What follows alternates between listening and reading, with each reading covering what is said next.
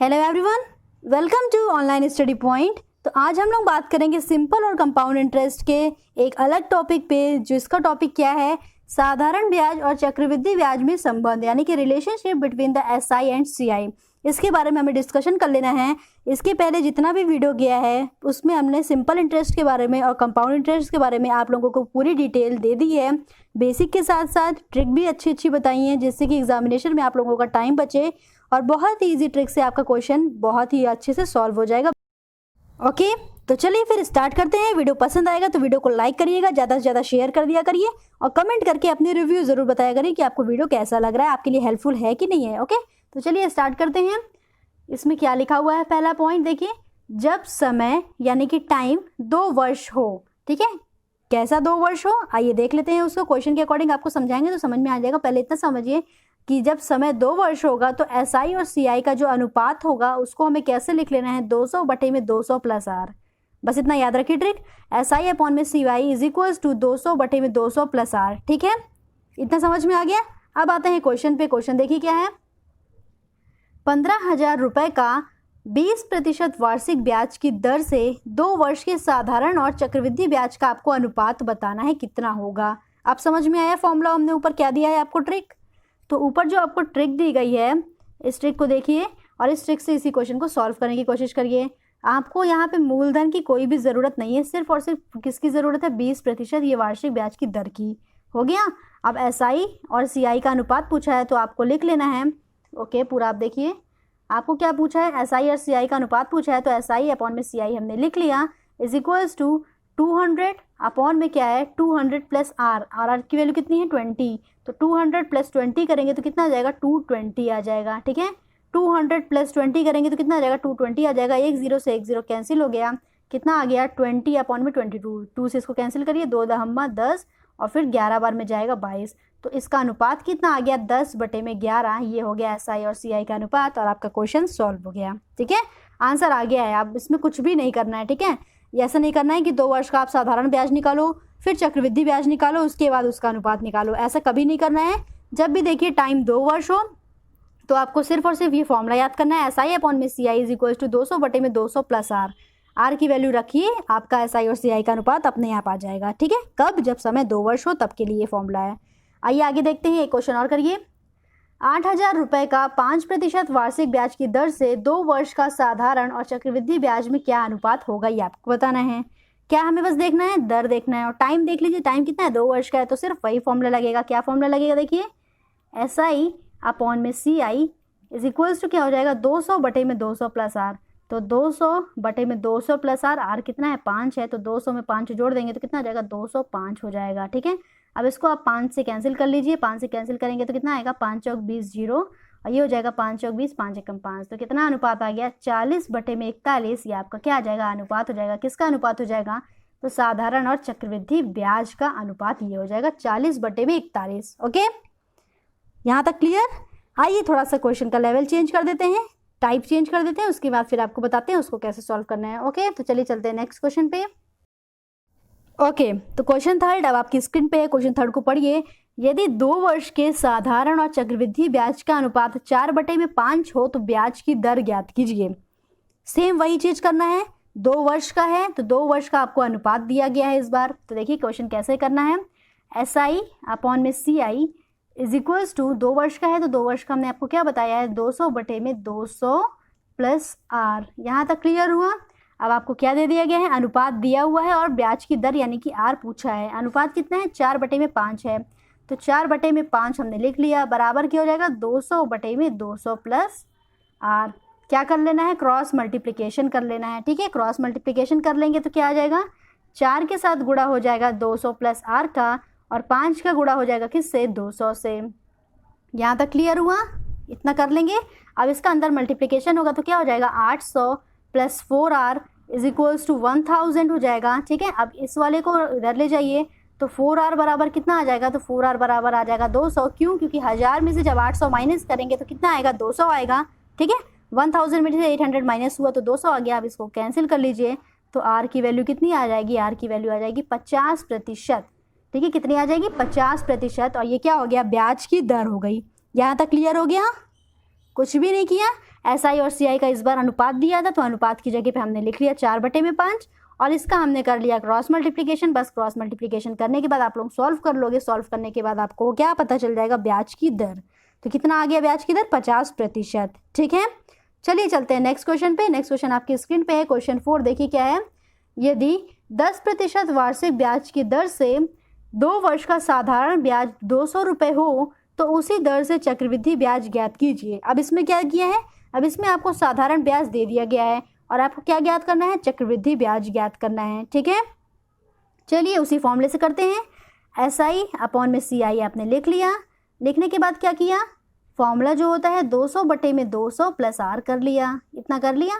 SI कितना दिया है, 200 दिया है, यानी कि साधारण ब्याज आपको दिया गया है। तो साधारण ब्याज की जगह पे हमने लिख लिया 200/में CI हमको निकालना है, तो हमने CI ऐसे ही पड़े रहने दिया। ठीक है, क्या करना है आपको, CI निकालना है, कंपाउंड इंटरेस्ट, और बराबर क्या हो गया, 200/200 प्लस R की वैल्यू दी गई है 10%, यहाँ पे आपको रख लेनी है। ठीक है, देखिए ये 200 से ये 200 ऐसे कट गया ऊपर से, तो आपको यहीं से पता चल गया कि जो कंपाउंड इंटरेस्ट आपका आ रहा है, यानी कि चक्रवृद्धि ब्याज आ रहा है, वो कितना हो जाएगा, 200 में 10 जोड़ देंगे तो 210 हो गया।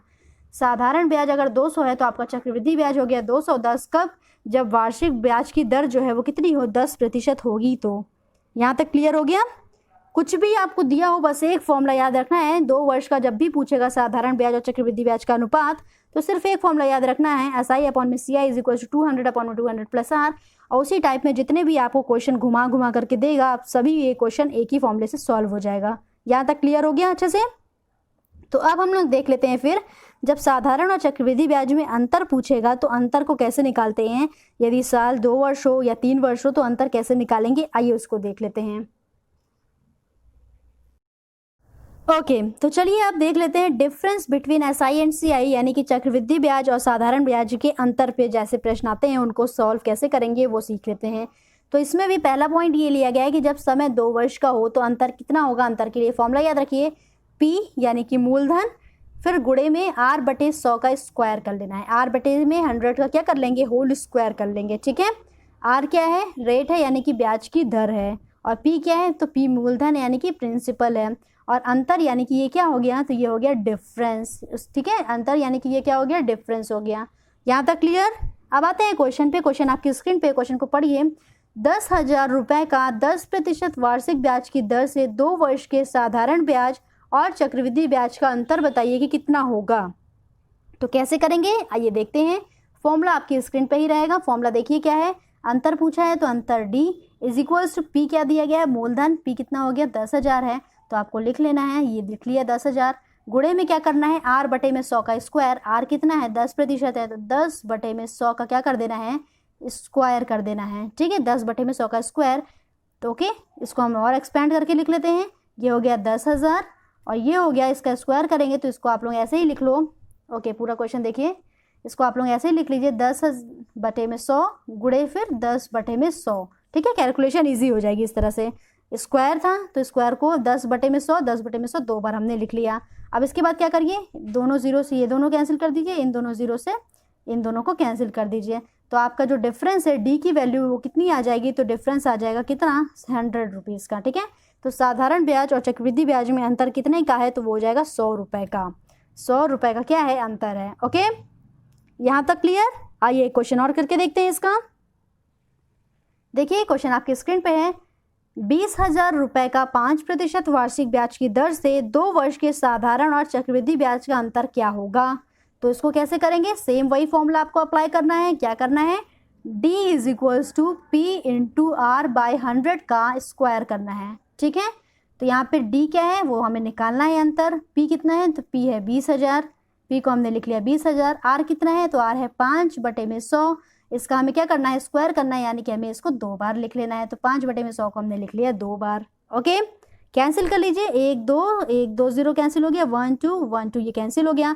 कितना बचा, 2 × 5 × 5 बचा, तो 5 25 दूनी 50। तो डिफरेंस कितने का आ गया बताइए, तो डिफरेंस आ गया 50 रुपये।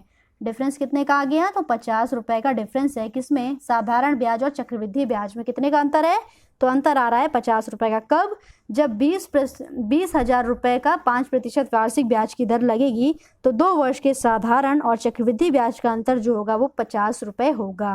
ओके, क्लियर हो गया यहाँ तक? तो चलिए और क्वेश्चन करके देख लेते हैं फिर इसके आगे। ओके, तो देखिए क्वेश्चन को थोड़ा सा चेंज किया गया है। इसमें क्या बोला है, किसी धन का 10% वार्षिक ब्याज की दर से 2 वर्ष के साधारण और चक्रवृद्धि ब्याज में अंतर यदि 80 रुपए हो तो आपको मूलधन बताना है। इस बार क्या दे दिया है, तो इस बार अंतर यानी कि डी डिफरेंस दे दिया गया है आपको निकालना क्या है, तो प्रिंसिपल निकालना है। ठीक है, तो फॉर्मूला पता रहेगा तो कुछ भी उसमें नहीं देगा तो हम लोग निकाल लेंगे उसको। कैसे निकालेंगे, देखिए D is equals to P into R by 100 का स्क्वायर होता है, ये पता है। इसमें क्या दिया है, अंतर दिया है, तो अंतर की जगह पे हमने 80 रख लिया। पी की वैल्यू हमें निकालनी है यानी कि मूलधन निकालना है। आर की वैल्यू क्या दिया गया है, तो 10/100 है, इसका हमने कर लिया 2 बार। क्यों, क्योंकि स्क्वायर लगा हुआ है। ठीक है, तो क्या हो गया, ये 10/100 हो गया। यहाँ तक क्लियर हुआ अच्छे से? ओके, 1 0 से 1 0 कट गया, 1 0 से 1 0 कट गया। ठीक है, तो पी जब इधर आएगा और ये दोनों किस में है, पी के साथ बटे में है, तो इधर जाएंगे बराबर के, तो किस में हो जाएंगे, मल्टीप्लाई में हो जाएंगे। तो 80 गुणे में क्या हो जाएगा, 100। 2 0 था बचा, 80 गुणे में 100, तो कितना आ गया, पी की वैल्यू यानी कि मूलधन कितना हो गया, तो मूलधन हो गया 8000 रुपये। मूलधन कितना आ गया, तो मूलधन आ गया 8000 रुपये, और यही आपका क्या हो गया, आंसर हो गया। ओके, यहाँ तक समझ में आ गया अच्छे से? ओके, तो चलिए अब हम लोग देख लेते हैं कि जब समय 3 वर्ष का होगा तो साधारण ब्याज और चक्रवृद्धि ब्याज में अंतर अगर हमें निकालना होगा तो कैसे निकालेंगे, आइए इसके बारे में डिस्कशन कर लेते हैं। ठीक है, देखिए कैसे करना है। यहाँ पे दिया हुआ है P इंटू आर बाई 100 का होल स्क्वायर। ये तो 2 वर्ष के लिए होता है, आपको पता ही पता है। 3 वर्ष के लिए बस एक्स्ट्रा क्या याद करना है, एक्स्ट्रा याद करना है 300 प्लस आर बाई 100। क्या याद करना है, 300 प्लस आर बाई 100। इससे अगर आप मल्टीप्लाई कर दोगे तो आपका अंतर निकल आएगा जब समय 3 वर्ष का होगा, तो साधारण ब्याज और चक्रवृद्धि ब्याज का अंतर। यहाँ तक क्लियर? क्वेश्चन पे चले। ओके, P क्या है, मूलधन है, आर क्या है, रेट है यानी कि दर है ब्याज की। ठीक है, तो चलिए अब आते हैं क्वेश्चन पे। क्वेश्चन देखिए आपकी स्क्रीन पे है।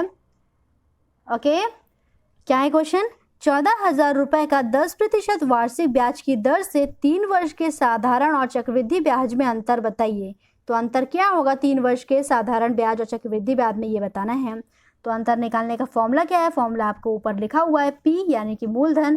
तो हमने कर लिया 14,000 गुणे में क्या करना है, R/100 का स्क्वायर है, तो R कितना है, 10 है, तो 10/100 गुणे 10/100, ये हमने स्क्वायर कर लिया। फिर गुणा किससे करना है, 3 वर्ष के लिए 300 प्लस R/100। तो 300 में अगर हम 10 जोड़ देंगे तो कितना हो जाएगा, 310 हो जाएगा, और बटे में क्या हो जाएगा, तो बटे में 100 हो जाएगा। ठीक है, अब आपको क्या करना है, 0 से 0 कैंसिल करना है, फिर इन दोनों 0 से 1 2 0 कैंसिल हो गया, फिर इन दोनों 0 से 1 2 0 कैंसिल हो गया। ठीक है, क्या बच गया आपके पास, सिर्फ 14 इंटू 31, ये आपका बच गया। कितना बच गया, देखिए 14 इंटू 31 ये बच गया। ठीक है, तो 14 इंटू 31 का आप मल्टीप्लाई कर लो, मल्टीप्लाई करने पे आंसर क्या आ जाएगा, 434 रुपये, ये आपका क्या हो गया, आंसर आ जाएगा। यानी कि डिफरेंस, अंतर जो होगा साधारण ब्याज और चक्रवृद्धि ब्याज में, वो हो जाएगा 434 रुपये। जब 14,000 रुपये का 10% वार्षिक ब्याज की दर से 3 वर्ष का अंतर पूछेगा तो आपको सॉल्व कर लेना इस तरह से, और आपका आंसर आ जाएगा। ओके, तो ये रहा कल का आपका सॉल्यूशन। कल के सॉल्यूशन को मिला लीजिए, आप लोग मैच कर लीजिए किसका किसका सही था। कमेंट करके ज़रूर बताइएगा कि आप लोगों के क्वेश्चन सही थे कि नहीं सही थे कल वाले। और फिर ये रहा आज का क्वेश्चन। ठीक है, आज के क्वेश्चन को आप लोग करके कमेंट करके बताइएगा। आपका चक्रवृद्धि ब्याज और साधारण ब्याज के जितने भी क्वेश्चन बन सकते थे वो सभी आपको करवा दिए गए हैं।